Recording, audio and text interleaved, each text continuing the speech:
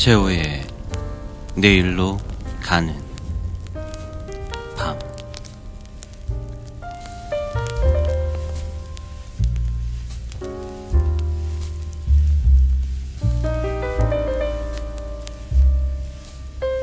꽃 피우는 할아버지. 옛날 어느 마을에 할아버지와 할머니가 살았어요. 마음씨 착한 할아버지와 할머니는 자식이 없었답니다. 그렇지만 자식처럼 아끼고 귀여워하는 시로라는 개를 키우고 있었지요. 옆집에도 할아버지와 할머니가 살았는데 착한 할아버지와 할머니와 다르게 몹시 욕심이 많았고 심술꾸러기였어요. 심술꾸러기 할아버지 할머니는 시로를 미워해서 까닭없이 괴롭히기도 했답니다. 그러던 어느 날 착한 할아버지는 밭을 메고 있었어요. 시로는 그런 할아버지를 졸졸 따라다녔죠. 그런데 시로는 갑자기 킁킁거리며 냄새를 맡기 시작했답니다. 시로는 할아버지의 바짓가랑이를 물고 커다란 팽나무 아래로 데려가서 앞발로 땅을 파며 짖었어요. 아니, 시로야, 왜 그러니? 여기를 파보라는 거야? 시로는 고개를 끄덕였어요. 할아버지는 시로가 가리키는 곳을 괭이로 팠지요. 그러자 땅에서 번쩍번쩍 빛이 나는 황금돈이 가득 든 커다란 상자가 나타났어요. 착한 할아버지와 할머니는 벼랑간 마을에서 제일 가는 부자가 되었답니다. 옆집에 사는 심술쟁이 할아버지는 이 소식을 듣고는 많이 부러웠어요. 그래서 착한 할아버지한테 시로를 빌려가겠다고 부탁을 했죠. 착한 할아버지는 흔쾌히 시로를 빌려줬답니다. 심술쟁이 할아버지는 시로를 질질 끌고 밭으로 향했어요. 내 밭에도 금이 숨겨져 있을 거야. 시로야, 빨리 찾아라. 시로는 할아버지가 질질 끌고 다니자 너무 괴로웠죠. 그래서 대충 밭 한가운데를 파라고 가리켰어요. 심술쟁이 할아버지는 조금 있으면 생길 황금덩이를 생각하며 시로가 가리켜준 땅을 신나게 파보았답니다. 그런데 땅에서는 황금덩이는커녕 한참을 파도 아무것도 나오지 않았어요. 그래도 옆집 착한 할아버지처럼 부자가 되고 싶다는 생각에 힘든 줄도 모르고 땅을 계속 파갔죠. 그런데 그때 구덩이에서 고약한 냄새를 풍기며 똥물이 차올랐답니다. 이게 무슨 냄새야? 심술쟁이 할아버지는 구덩이에서 나온 똥물 때문에 화가 잔뜩 났죠. 화를 참지 못하고 구덩이를 파던 괭이를 휘둘러 시로의 머리를 내리쳤어요. 시로는 그 자리에서 죽고 말았죠.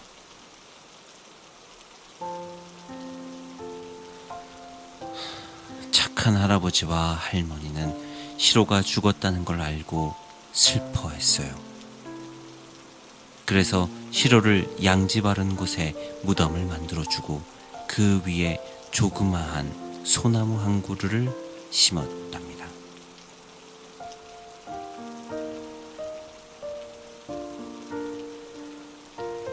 착한 할아버지와 할머니는 소나무를 시로를 대하듯 정성을 다해서 가꾸었어요.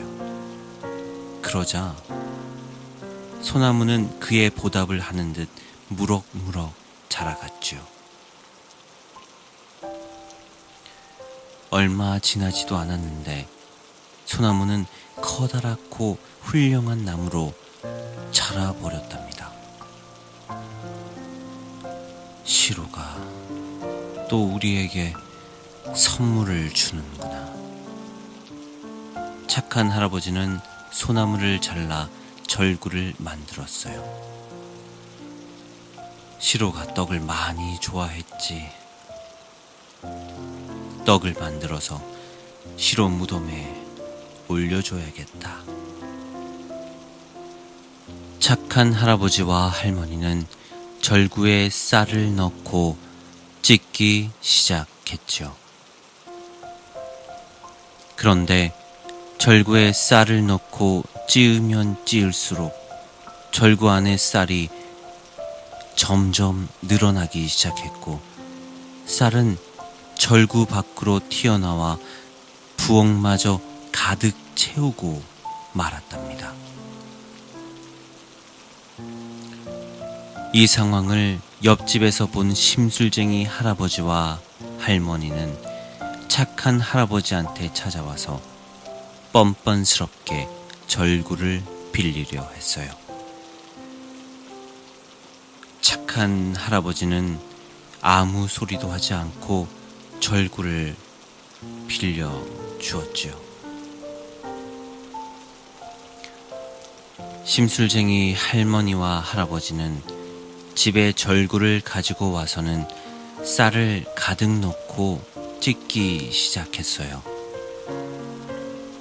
그런데 착한 할아버지와 할머니 때와는 다르게 쌀이 나온 것이 아니었고 지독한 냄새가 나는 시커먼 물이 콸콸 쏟아져 내려왔던 것이었죠. 이번에도 심술쟁이 할아버지는 도끼를 들어 빌려온 절구를 박살 내어서 장작으로 태워버렸답니다. 한편 절구를 찾으러 온 착한 할아버지는 재가 된 절구를 보게 되었어요. 착한 할아버지는 크게 상심을 하며 가져온 소쿠리에 절구에 재를 가득 담아 집으로 돌아왔어요. 시로의 절구가 재가 되었네. 시로에게 뿌려줘야겠다. 착한 할아버지는 가져온 재를 시로의 무덤 위에 뿌렸어요. 그때 갑자기 바람이 세게 불더니 재가 사방으로 흩어지고 말았죠. 그런데 이게 웬일인가요? 마당에 마른 채로 서 있던 매화나무와 벚나무가 재를 뒤집어 쓰자마자 화사하게 꽃을 피웠어요. 아직 한겨울이었는데도 할아버지의 집마당은 봄내음이 가득했죠.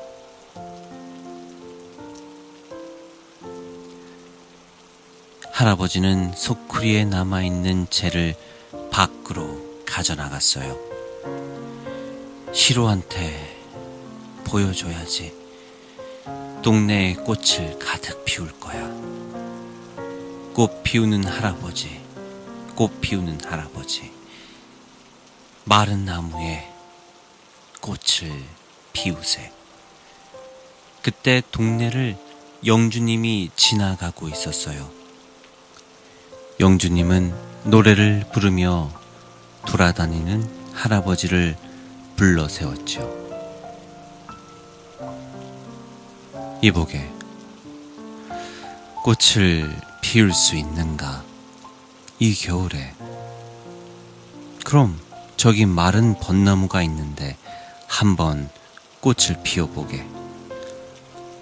어느 때부턴가 이 나무에서 꽃을 구경할 수가 없었어.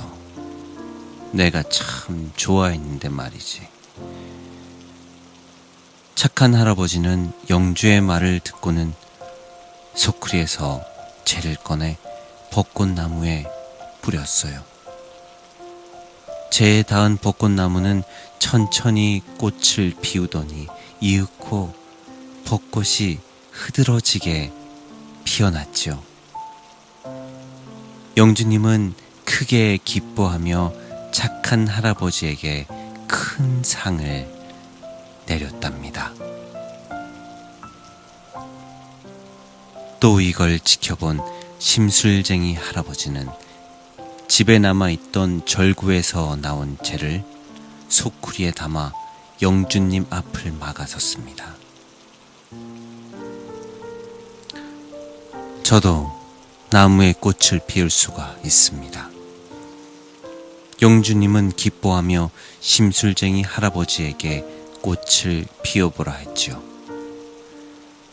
심술쟁이 할아버지는 소쿠리에서 재를 한 움큼 쥐고는 나무에 던졌어요. 그런데 나무에서 꽃을 피우기는커녕 세찬 바람이 불어와 재가 영주님의 눈에 들어가고 말았답니다.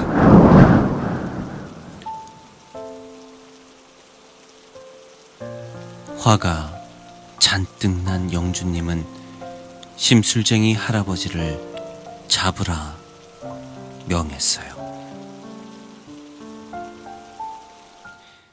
나를 농락하고 네가 살아남을 줄 알았더냐.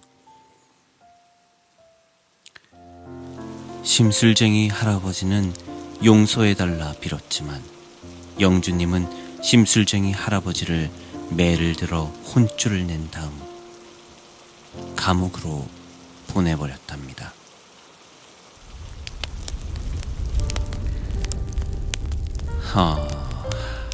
잘 들으셨나요? 요즘 주변이 많이 어수선하네요.